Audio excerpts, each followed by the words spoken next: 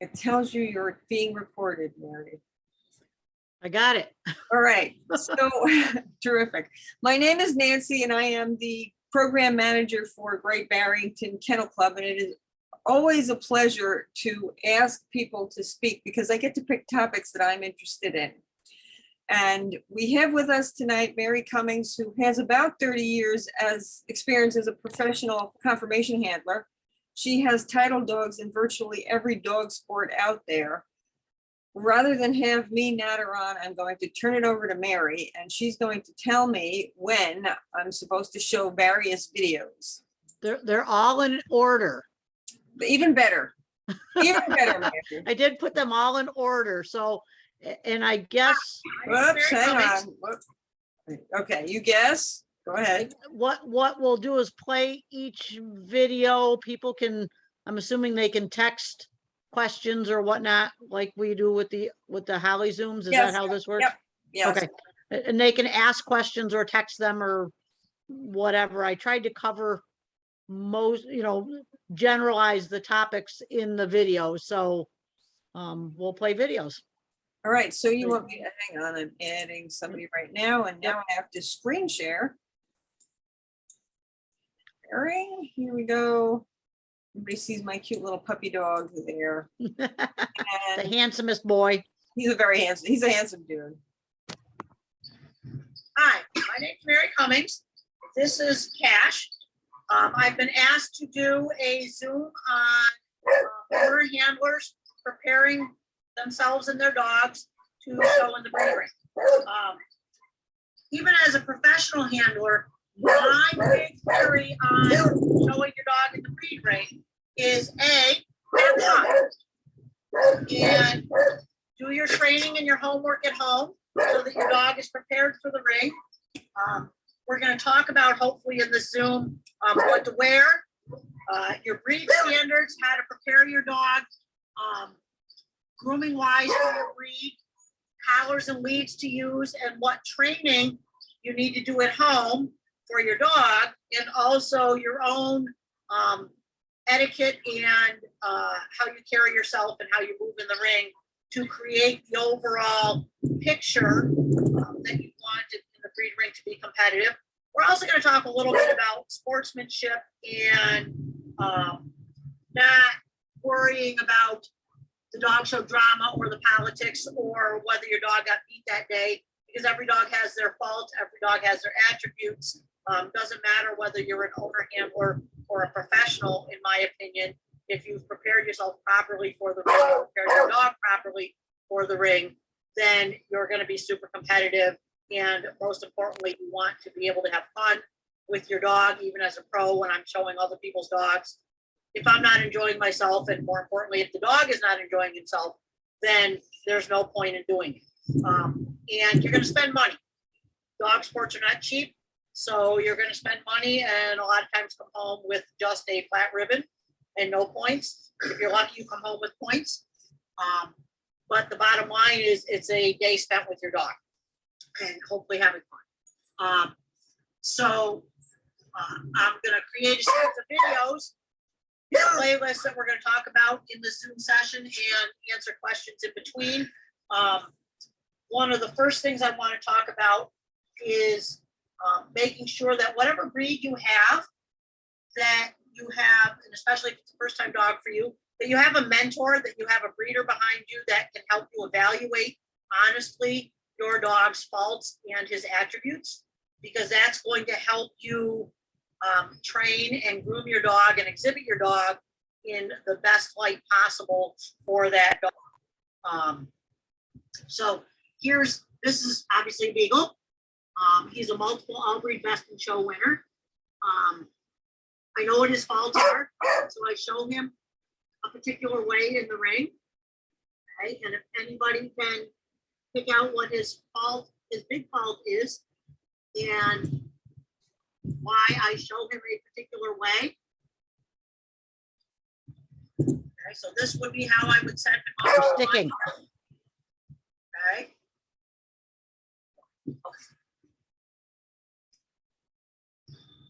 Yep. Hi, okay, so All right. Before we jump into the next video, does anyone have any questions for Mary about what she just said?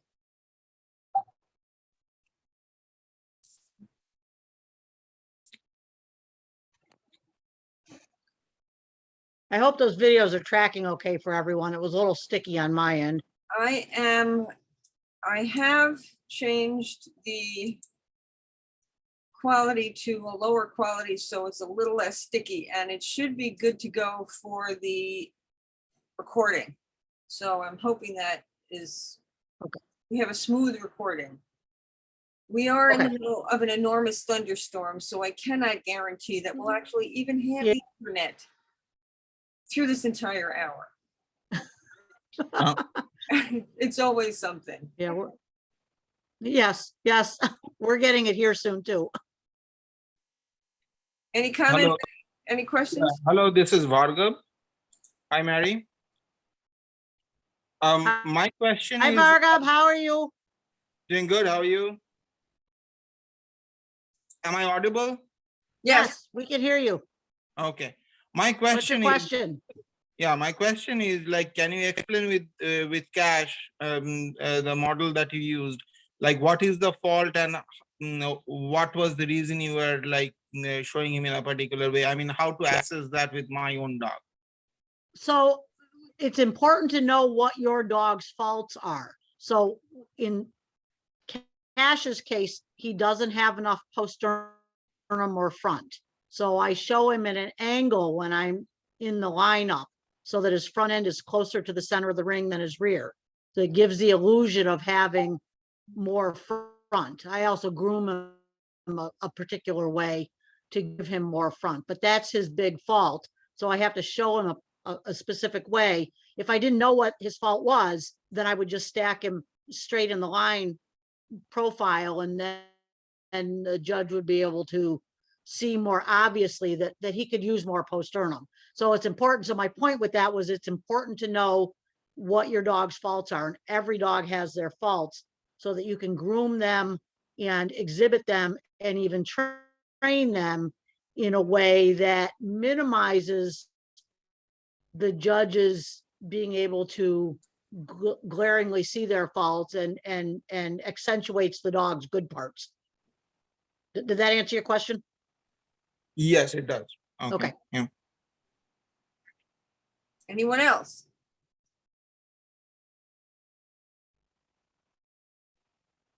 Okay, next video. Next video, which came right up. I teach show handling and dogs show training like it's a performance exercise. So I put a command to it, stand, stand, hello. You're very interested in that, stand. Yes, I mark my behaviors. So I'm training it just like I would train an obedience venue or a scent work venue. I use high value bait when I'm training. I teach a stand, both a hard stack, stand, and a free stack, stay. I teach a stay command, stay. Yes. And I train on all different surfaces.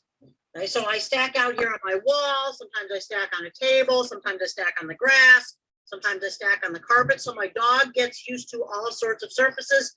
Definitely if I have a table breed, I stack on elevated surfaces. I do use my happy legs, especially when I'm working with young dogs or to polish an older dog. Yeah.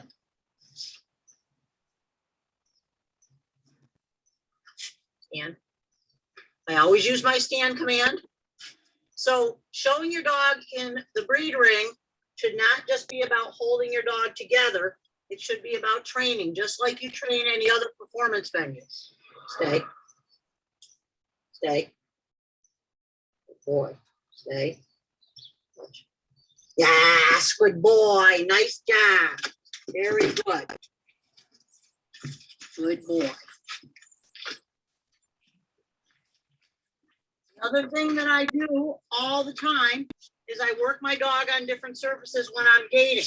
So they learn to walk on different surfaces. There's nothing worse than getting to a show with a new dog or young dog or a dog that's not been on mats, or if the floor is a little slippery or a little shiny, you know, if it's outside and it's prickly grass or gravel, you want to make sure that you're really prepared and that you take your dog out every day and walk them on different surfaces. I'll lay down bubble wrap on the ground sometimes. I've got pieces of ribbed matting that are similar to dog show matting that I'll walk my dog on. I'll walk them on X pens. Other thing I do is I teach my dog an actual gaiting command. So you can teach let's go, or you can teach walk, or something to that situation. So that again, just like any other performance training, your dog has a command.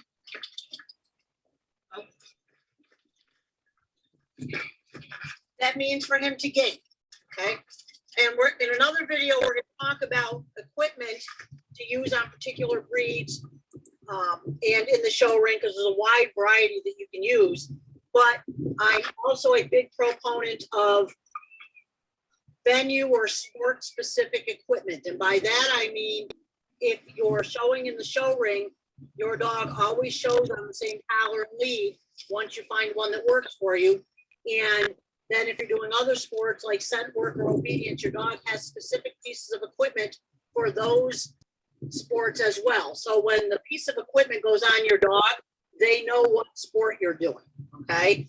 The other thing that I never do is let my dog potty in any piece of equipment that he's competing in.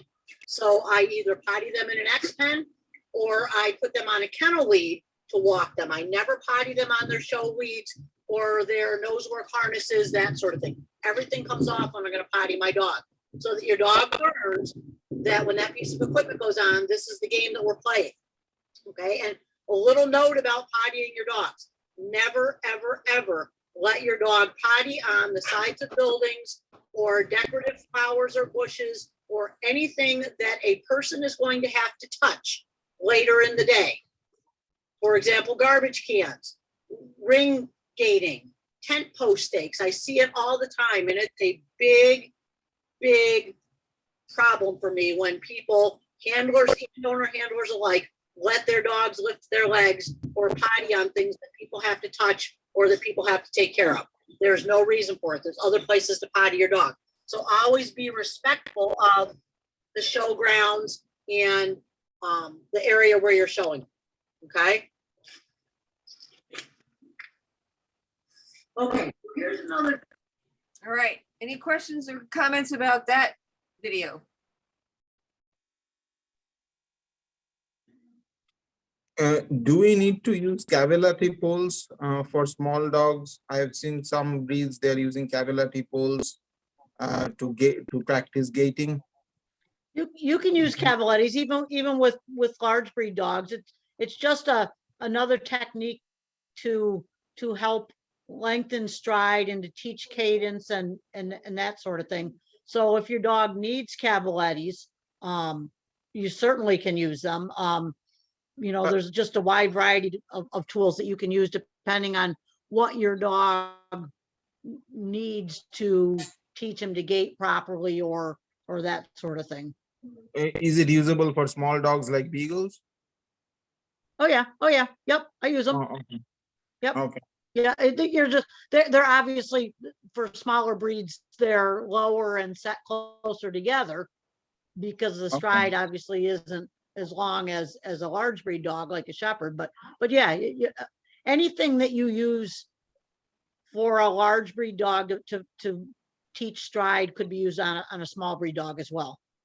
I'm a big fan with the small dogs too of an incline treadmill that teaches the dog to trot properly. Did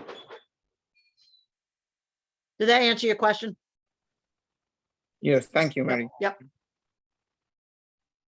Anyone else? You see, we had a comment there about not peeing on the scent work curtains. Yes, that's correct. That's actually an excellent point, because in set work, I see people letting their dogs pee all over the place. Which Yeah. is, Yeah, It's a pet peeve of mine at dog shows, and owner handlers and pros alike. They let their dogs pee on the ring gating or the garbage cans or the tent stakes. And there's plenty of other places to potty the dogs before the ring, and people have to touch that or clean up after it, the show committee and the superintendent's crew and whatnot. And I just don't find it very appealing at all. All right, next video. I think Sure. we have a couple training videos coming up here on how I train my what I do to train my puppies. There's a puppy on the table, okay? And those of you that know me know that I like to have wads of bait in my mouth, so learning to work out of my pocket, okay, is sort of a new concept for me.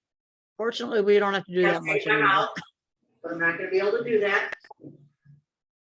But I'm starting to teach her to stand on a table. And I'm gonna start to teach her bite.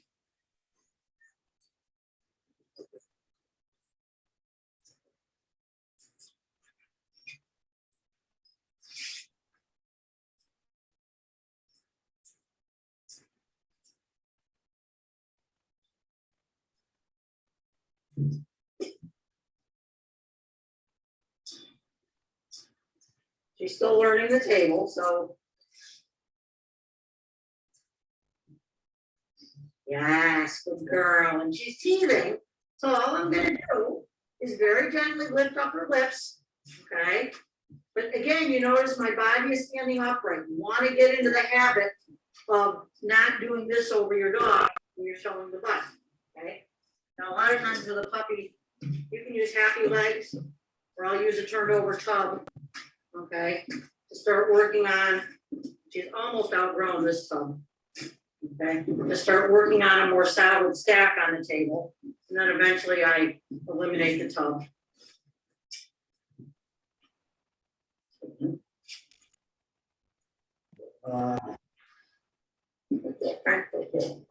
Twisting yourself into a pretzel.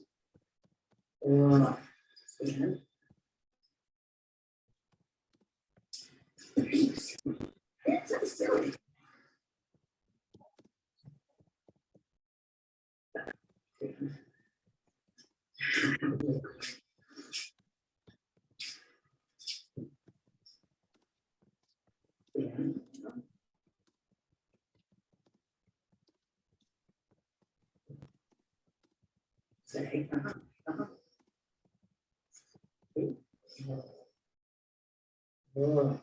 I want to get her chapped enough so that I can look at her mouth.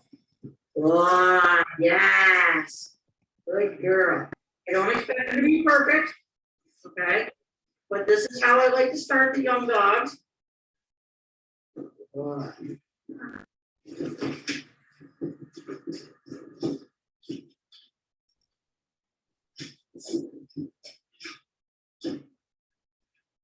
Again, she's almost outgrown this tub. Oh. Nice, yes, good girl. Good job. Hang on, I gotta get out of my pocket. That's why I like to have it in my mouth. It's easier. Good girl. Good girl. One more time.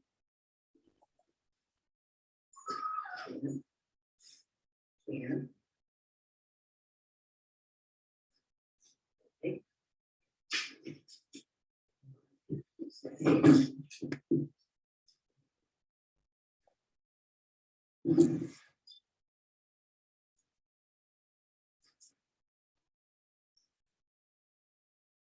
Good, yes. And like I said, I don't care if she sits down right now.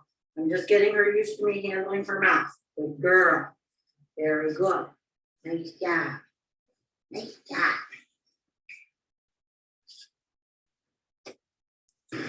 So I'll be the first to admit I know nothing about conformation handling. Okay, so I saw you sort of taking her on and off the table. What's that about? say that again, Nancy. There were a couple of times in that last video where you sort of took her off the table, frontwards or Right. backwards. What's that about? Yeah. So that's a technique that we use, and we can use it for the table breeds or breeds that are stacked on the ground, that you slide them gently off the back or off the front. It teaches them to stand still without, when they get wiggly and start pulling away and whatnot. It when you slide them backwards or slide them forwards, and then restack them, it sort of steadies them and teaches them to start standing still.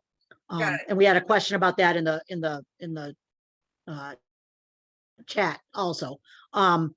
So, and the reason I included some of these training videos that I had made during COVID, was because I think training is greatly underused in the conformation ring. I think a lot of times dogs just go to shows with their owners and they sort of hold them together in the ring because they don't treat it as a training, you know, like other dog sports that you have to actually train them. So I spend a lot of time training young dogs, and even the large breed dogs that are shown on the ground, I'll start training them when they're puppies on a table like that. In the next video we have coming up, you saw I use the tub in that video to start teaching them, restricting where their feet go, so that I can start teaching them to put their feet in the right place. And the next video is going to talk a little bit about the same thing, but it also teaches the dog muscle memory, and it also exercises the muscles in the legs and the feet, so that makes them gives you a more solid stack in the ring. Got it. Anyone else? Questions about that? And then the next video is similar, a puppy training video. I'll just roll with it then. All right. Your space. Work around the table. I hope these are playing smoother for others than they are for me. Her dish and her stacking pods. You can use a variety of things, but it helps them to learn to stand still on the table. Okay.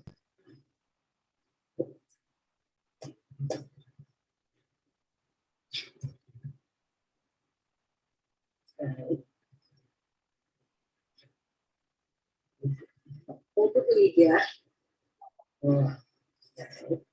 She likes to lean over her front, so we're working on that. Okay. You can lighten up the front by baiting. I have people approach her while I'm feeding. Stand. Good. Stay. Stay. Yeah. Good. Good. Stay. Good. Good. Yes. Good. Good. Good.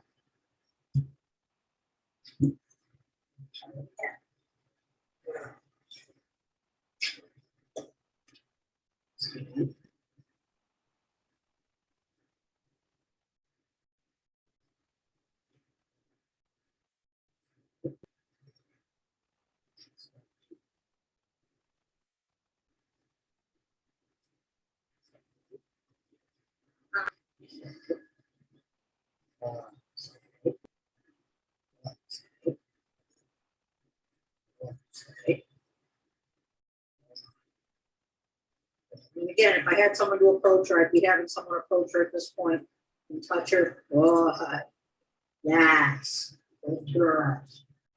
Good job. Good girl. You can work without the stack pods as well.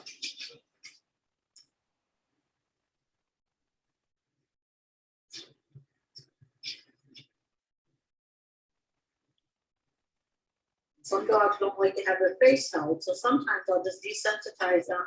I'll hold their face by their lip, and then I'll reward when they're not throwing their head around. She used to do that. She would throw her head around when I held her lip. Now she's much better. But we had to work on it a little bit.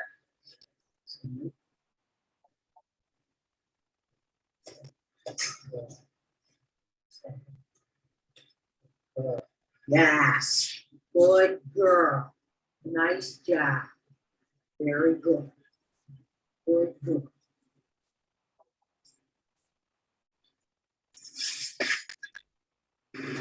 Okay, here's Flu.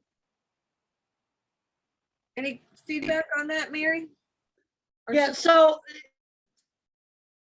again, I want to reiterate that training is super important if you want to create the picture, the overall picture that the judge is seeing, because obviously the judge is supposed to be judging your dog compared to the breed standard. So it's not, they're not comparing dogs to each other. They're comparing the dog to their interpretation of the written breed standard. But you want to create in the ring this really nice, smooth picture of you and your dog. So practicing at home, even like with the table breeds, practicing getting them up onto the table and taking them back off the table again. You know, if it's a breed that's stacked on the ground, you know, walking them into a stack, stacking them, releasing them, and doing it again, so that you and your dog always create this finished picture, and it's not haphazard looking as you're trying to get your dog prepared for the judge to look at him. got it. Any comments or questions, or should we move on? Moving on. Working on the same thing, stacking. Start off with our dish pots. And this is just a different puppy.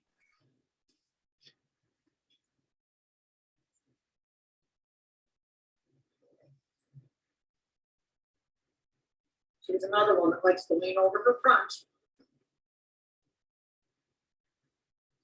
We're working on this. So these techniques, even with the dog on the ground, if you have a dog that likes to push, you can see she's pushing over her front.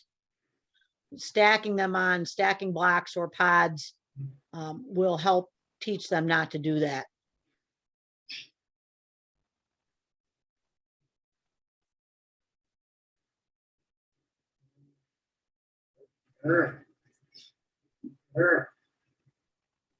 Again, if I had a helper here today, I would have somebody touching her at this point while I'm feeding her.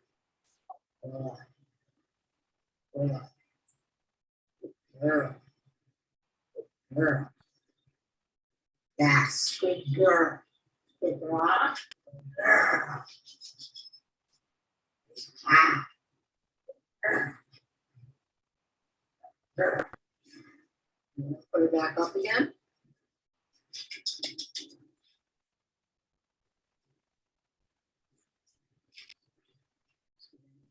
I use a stand command so that eventually they'll learn what stand means.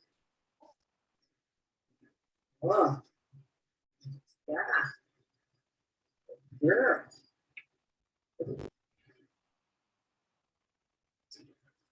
Girl. Girl. Girl.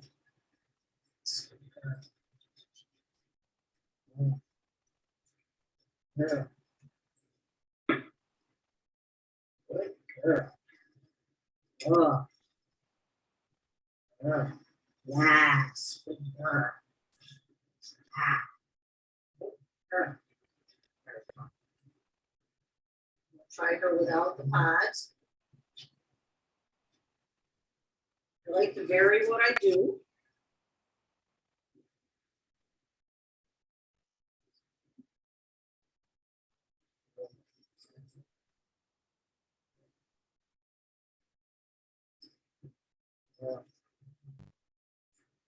There's another one that doesn't like her face being held, so we're working on that as a separate exercise.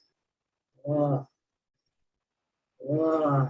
And she's still, yes. Good girl. Nice job. Good girl.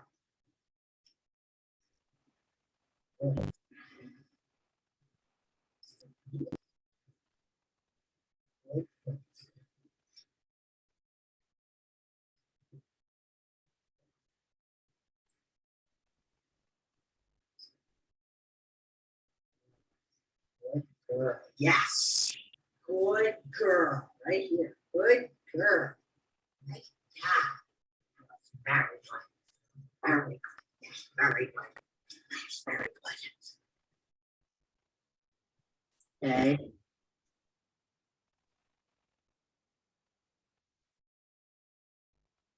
boring, Nancy. Well, how long does it, take you, on average, how long does it take you to train a dog to be able to stack? Of course, it's gonna vary from dog to dog. but on Right. I mean, in general, I mean, I start with my own puppies that I bred and are born here. I start stacking them when they're 3 weeks old until they get used to the process, and I do photos so I can evaluate. But you know, by the time you hit the show ring at 6 months old, if you've had your puppy since he was a baby, they should be pretty well adjusted and be able to stand and know what the process is. And that's a big thing I see a lot of times is puppies go to a dog show when they're 6 months old, when they're just old enough to show, but they haven't had any prior training. Their training starts the day they go to a dog show. And your training should always start at home, long before that. So I think this next video is just stacking a dog on the ground as opposed to a table dog. And of course, German Shepherds are stacked differently from other breeds. So again, you need to know what your breed standard, how they're supposed to be stacked and shown, because different breeds are shown different ways. I think we just had a question about. So here we have. You want to answer the question? Sure. Should I text it or just answer it? Just answer it. What's the question? And answer it. The question is, what do you do when your German Shepherd dog is a working dog and not one with the rear shown here? So yes, my Shepherd, who also has working titles, is show, quote unquote, showbred German Shepherd. He has more rear angulation than a working style German Shepherd, but they're still stacked the same. The Shepherd breed is always stacked in the same manner, with one leg pulled out and one leg stacked underneath. That's the way that they're shown. Even the working dogs in Germany are shown that way. Did that answer the question? So why is hope- that? Do you know?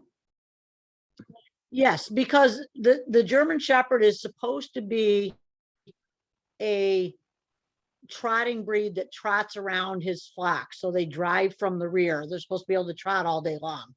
So they were started to be shown that way back when, because there was supposed to be some slight angulation, though like everything else, us humans have taken it to an extreme.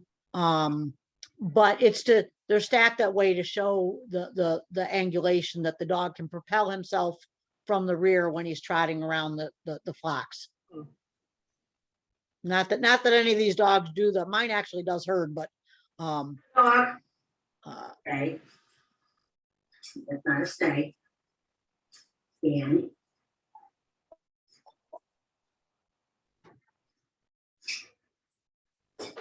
Stay.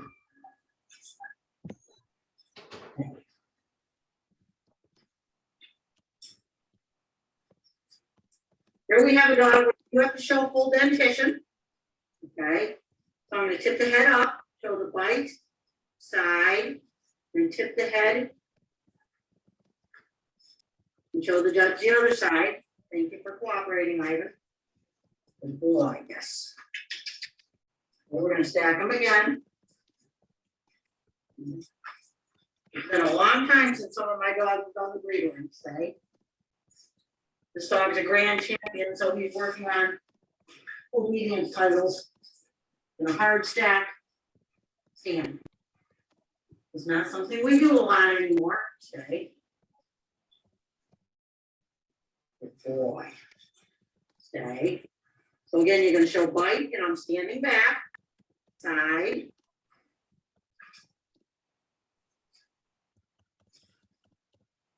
And the other side. And I'm going to put him back in a stack. Good boy. Good boy. Stay. Stay. Good boy. Stay. Good boy. Stay. Stay. Again, get your dog used to working with a mask on, because your noises come out different. They can't see your facial expression. Stay. Stop moving. Stand. Come on, Gord. Stand. Stay.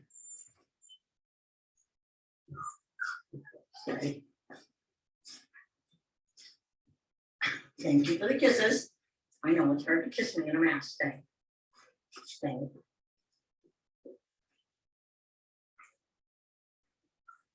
Stay. Good boy. Good boy, yes. Good boy, you're such a goober. You're such a goober. All right. So couple comments about that video. It's important to know whether your breed shows just the bite or full dentition, and get the dog accustomed to that. There are even some breeds like the Doberman where you open the whole mouth after you've shown bite side side. But some breeds you just show the bite, which is just the front of the mouth. You don't show the sides. So it's important to know when you, as an owner handler, when you go in the ring, what does your breed standard call for as far as showing the bite? Again, how they're stacked, how they're shown. It's also important to make sure that you don't get involved in politics and that sort of thing ringside, or disrespecting you know, a dog you don't care for, or that sort of thing. Good sportsmanship is a must, whether you're an owner handler or a pro. And unfortunately, in the dog show world, we see a lot of really poor sportsmanship. You know, a lot of politics and that sort of thing. So important to keep in mind that everybody takes home the best dog on the day, whether the judge pointed at you or not. So next video, unless we have questions about that. On a week, okay? Faith just has a flat buckle collar here. No, we're going to teach gating. On a blue sleeve. I just sort of wander around with her. She gets distracted. This is how I first teach a puppy to walk on a lead. Yes.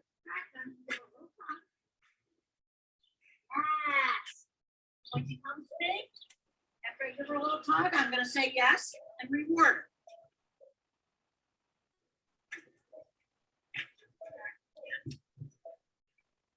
What I'm doing here when I'm walking backwards and just sort of wandering around, when she starts to follow me, that's what I want. Yes.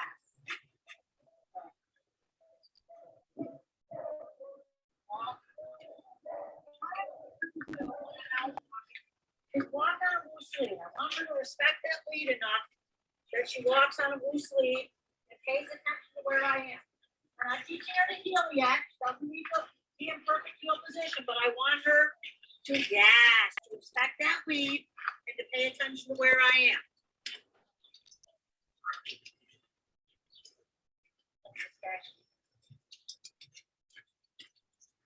What? Yes, now you got this game, huh? Very good. Yeah. Good.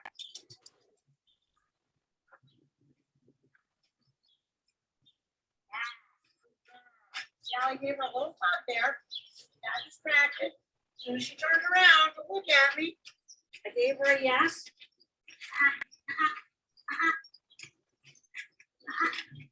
Yes, good girl. Nice job. Very good. Okay, that was good. These are Mark. She's pretty cute.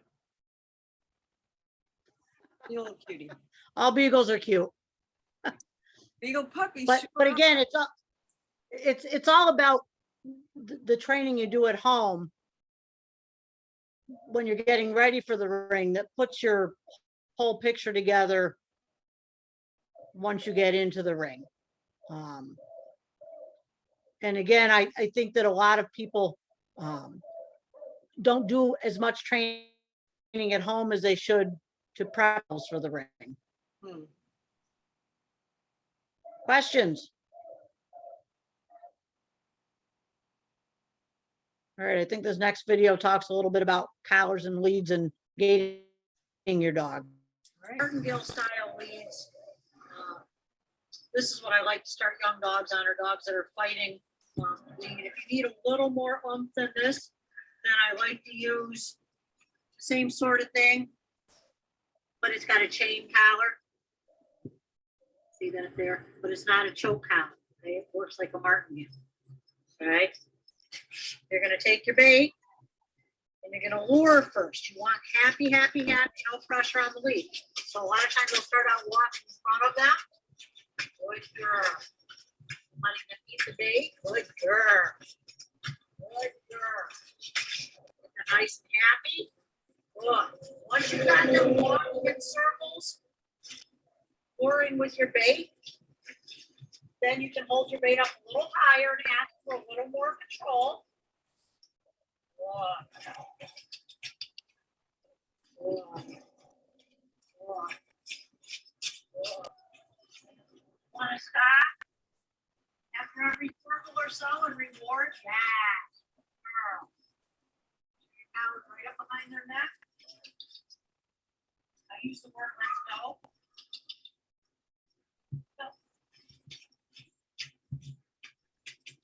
Another circle. Keep your pressure on the collar now. Yes. Girl.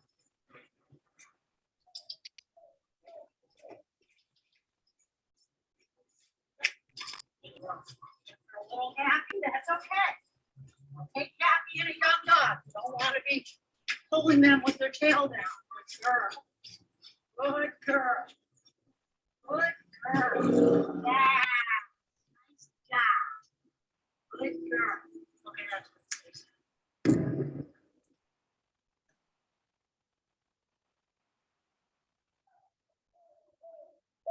Any comments or questions, folks?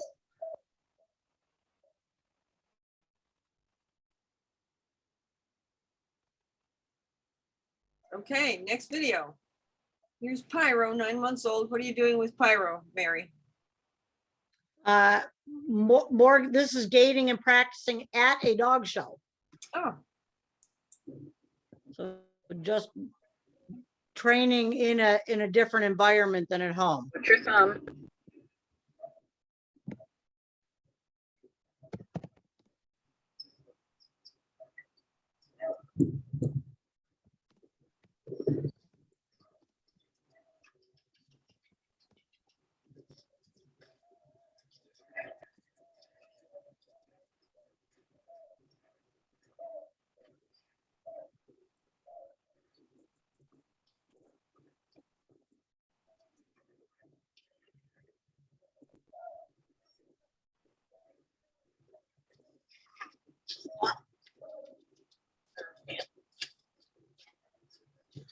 Stand. Stand.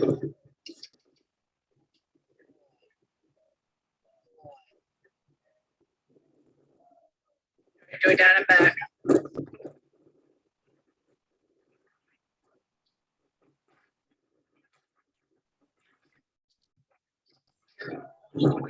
Yep.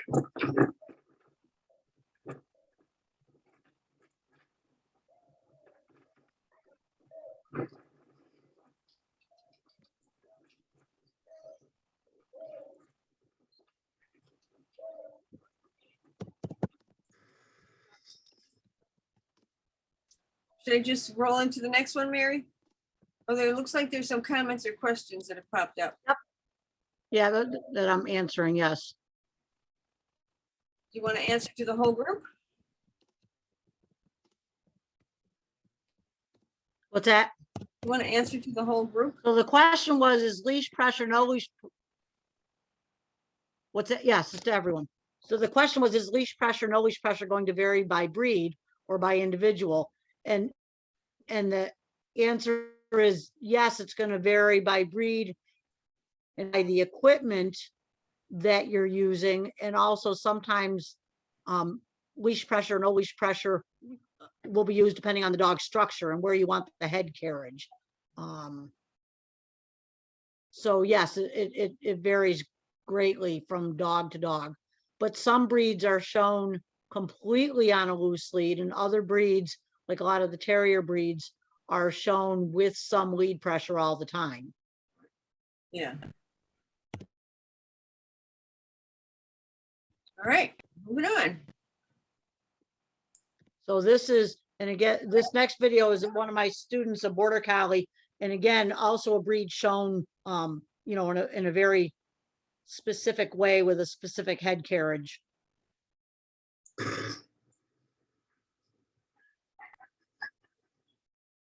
That's it, keep going. Close your Are we playing a fingers on video? that lead. Oh, yep, okay.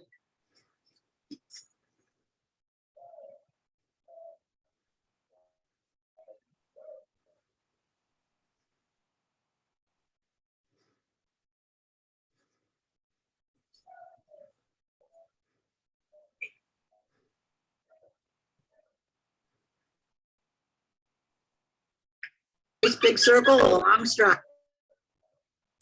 All right, I'm gonna go roll into this one too, since it's relatively short. Yeah, let me comment on this. Oh no, go ahead, roll into this same dog. Go ahead and roll this All right. video too, and then I'll comment. There you go. Good.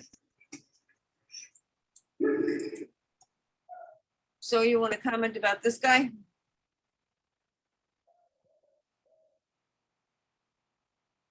Yeah, so the border collie, again, working with a student, showing her breed the way the breed is normally shown, but also the point of those videos was that handling classes should be instructional. A lot of the handling classes that are offered are what we refer to as run-throughs, where the person teaching the class or running the class just puts their hands on the dog, goes over it like a judge would, sort of, and sends you down and back and around. But it's not instructional. It's not fixing problems that the handler's having with the dog, or fixing or working with the handler on their body carriage. So you saw in those videos I had the handler moving without her dog so that she can work on lengthening her stride, and because the handler's stride and the way the handler carries himself on the move, and also the way the handler carries himself standing still, stacking their dog, affects how the dog moves and how the dog stands and how the dog looks to the judge. So it's just as important for the handler to work on their own body language and carriage as it is for them to train their dog and work with their dog. So again, the point of those videos is handling classes should be instructional. So if owner handlers are going to handling classes and they're just run-throughs, they should perhaps try to find a handling class near them that actually is an instructional class. And the next video, I think, is puppies teaching a handling class too. Bargab, I think your puppy's in this video.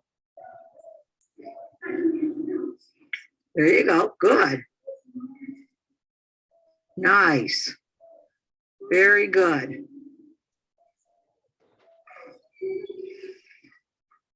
Good. And Stacy, slow down just a smidge so Grace can catch up to you. Or stop for a minute. There you go. We'll get Grace caught up. Just so she's a dog, like a dog's length away, you know, a show length away. There you go. Talk to him, Stace. Get him focused again. There you go. Good. Good. He says, no, there's someone behind me now. Good.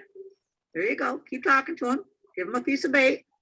Good. She does better following. They all want to see what's behind them. Good. But you don't ever give corrections. Just refocus with a piece of bait. Good. Good. Okay. So these were more own handlers that I was working with in that video. And I think it's important, you heard me say, you don't give corrections, refocus with bait, especially with young dogs. I believe that they should enjoy their work and that you can mold them into what you want them to do without being heavy-handed or harsh with them. And it's also important to work them around other dogs. So if you have one dog that you're getting ready for the ring, you know, even if you don't have a handling class to go to, you know, get together with some of your dog friends, even if they do other dog sports, and practice going in circles and having your dog work around other dogs so they get used to dogs behind them and used to dogs in front of them. Right. Questions? All right, next video. So I want to talk briefly about, and then I can answer questions about sportsmanship and ring etiquette, and also briefly what to wear in the show ring. Okay, if you're a gentleman, usually it's suits and ties. Okay, on warm days in the summertime, polo shirts, golf shirts, please tuck them in, wear a belt, that sort of thing, so that you look neat and tidy. If you're a woman, you can wear anything. You can wear a suit, you can wear a dress, you can wear a skirt, you can wear anything you're comfortable in, color-wise. You do want to keep in mind a couple of things. If you're wearing a skirt or a dress, do the bend over test, okay? When you squat down or bend over, the dress should still stay down here, should not be able to see body parts that we don't necessarily need to see. The same with your tops, okay? Make sure you look in the mirror when you're buying outfits. When I buy shoes, I run up and down the aisle of the shoe store to make sure that they're gonna stay on my feet with my bigger, faster moving breeds. You don't want to get too frilly, something that's going to blow in the wind in your dog's face, sort of thing. But pretty much, you know, anything that's your style. Remember, if you're going to wear something tight fitting, like, or knit like a St. John's suit, that slips are still a thing. And you don't want to wear something that's a size too small. So be honest about what looks good on you. Wear your style. It should not take away or detract from the judge looking at your dog. Sportsmanship. Okay, always a big thing with me. I don't do dog show drama. I don't do politics. You congratulate the winners on that day. You don't go back, you know, complaining about, you know, how awful that dog was, or put on social media that, you know, you got beat by a pet today or whatever. You know, we're all human. We all think in our head that sometimes, and sometimes we might go back to our setup and grouse for a minute with our, you know, best buddy about how we thought we should have won that day. But really, everybody has their day. Everybody wins. Everybody loses. You're paying for somebody's opinion. So, you know, remember it's a sport. Remember to be happy for the people that won that day, because, you know, we all think that we have the best dog. So don't degrade somebody and their dog. Be complimentary and be happy for them. Show ring etiquette, you know, leave space in between dogs. Watch your dogs when you're standing ringside. Don't get talking to your friends or whatever, and let your dogs be distracted and getting in other dogs' ways, that sort of thing. Be polite to your fellow exhibitors. If you're watching a ring, you know, everybody's got a cell phone now. Everybody's filming. You know, don't be talking about somebody's dog ringside or degrading somebody or that sort of thing. Again, remember it's a sport. We're all here with our dog to have a good time. We all think we have the best dogs. Some days we're going to win, some days we're going to lose. So, you know, be happy that you get to spend the day with your dog. All right. Okay. That is true. Be Okay, happy that yes, you it is. spend the day with your dog. Absolutely. Whatever happens. So the biggest, that was the last video, correct? I believe so. Yeah, Nancy, is that the last video? I believe so. Okay, so I think the takeaway that I think it is, I think the takeaway that I want everyone that wants to owner handle the dog. I'm a big, I mean, I started out as an owner handler, so, and I have a lot of students that are owner handlers. You don't need to hire a professional. We had a question about motorized chairs. Yes, if you use a motorized chair, I've had a number of students use a motorized chair in the ring over the years. I have a student now that's actually doing obedience work in a motorized chair with her dog. But the biggest takeaway is prepare your dog before you go to the ring. And I hear this all the time. Oh, I got beat by so-and-so because they're a professional and I'm not. You can prepare your dog and train your dog and groom your dog and exhibit your dog just as good as any professional. You just have to put the work into it at home. There's no reason that owner handlers are not just as competitive as professional handlers. And owner handlers, it's a great way to spend time with the dog. I mean, I'm a pro. I take people's dogs because some people don't want to go in the ring. They don't want to show their own dog, but they want their dog shown. But there's nothing more rewarding than doing something with your dog, whether it's the show ring or other dog sports. So by all means, anyone that's interested in showing their own dog, don't let somebody discourage you.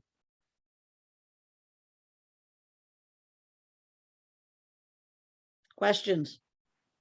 I see that there were a few more that popped up in the chat. Were you able to answer those? So I did answer, I answered the one about chairs, or motorized chairs.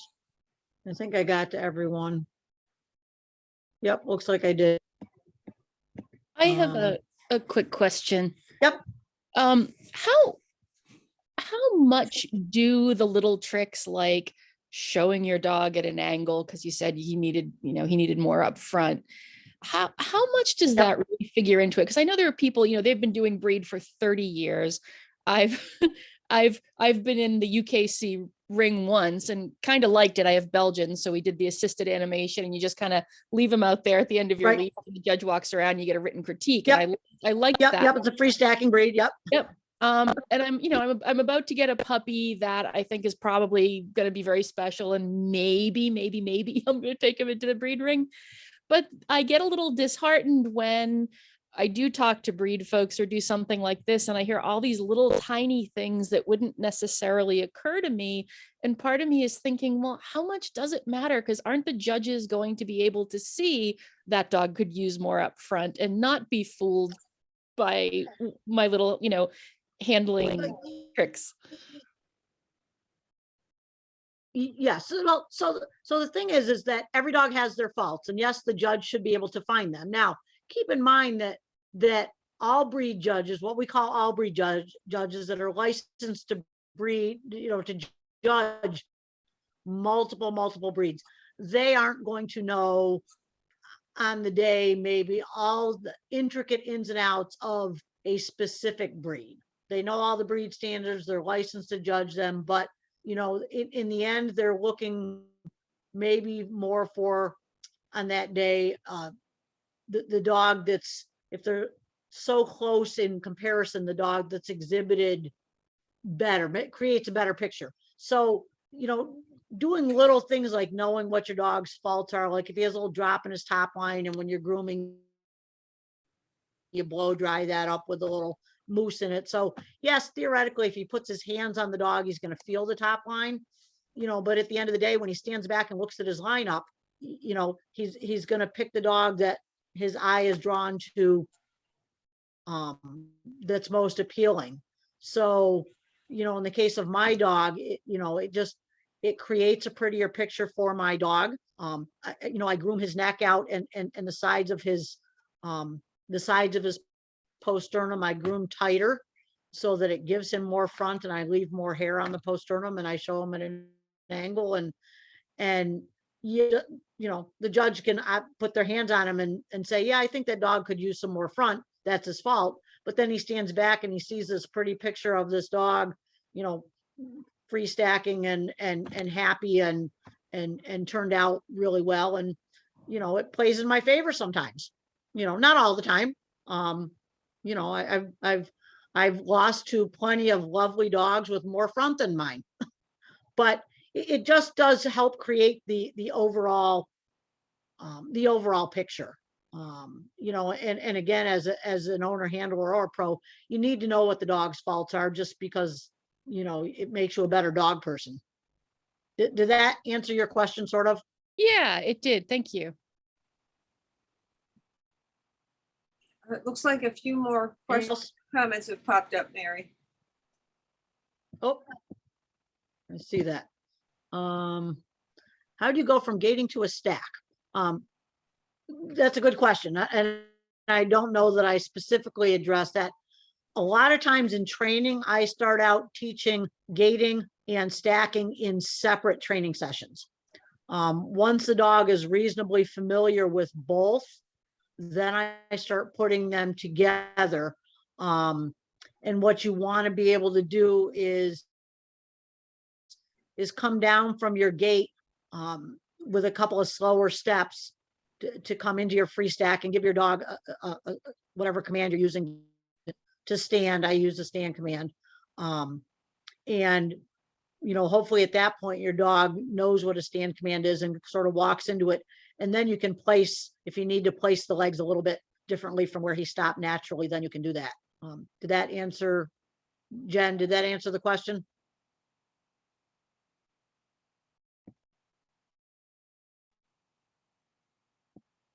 I can type it there. Okay, good. Anyone else? Looks like something else just popped up. Maybe that was just her replying. Just a reply to that. Yeah. Okay. Yeah. Any other questions for Mary while we have her? Yep.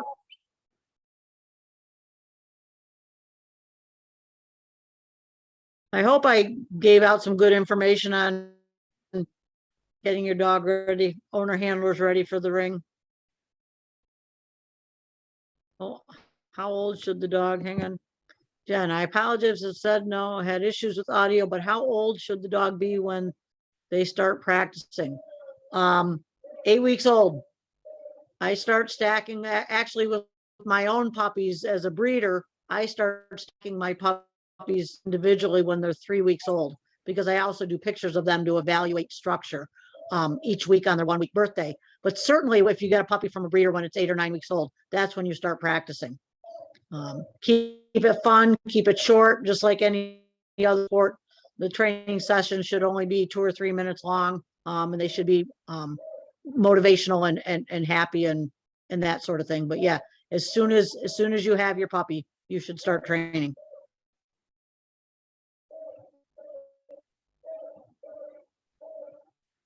Beagles in the background want to be heard. Yes, sorry, that would be Cash. That's it, right. I'm not giving him enough attention, apparently. It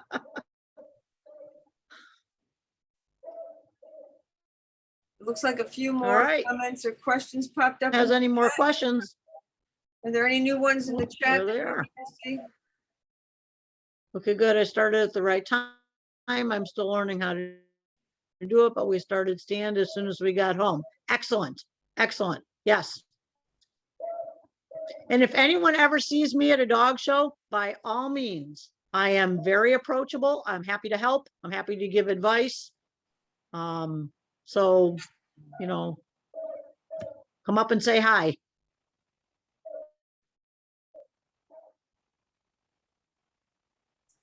All right, then. If no one has any questions, let's wrap it up so Mary can go give Cash some Alrighty. much needed attention. Thank you so much for sharing your expertise with us. The dogs rule, right? Cash I hope. needs attention. All right. That was great, Thank Mary. you, everyone. Thank you so Thank you. much for your time. Really Thank you, everyone. have a good evening. This will be, I will post this video to You Barry. too, everybody. Exactly. There you go. All right. Stop share. Good night. Good night. Thanks, Mary. See you soon.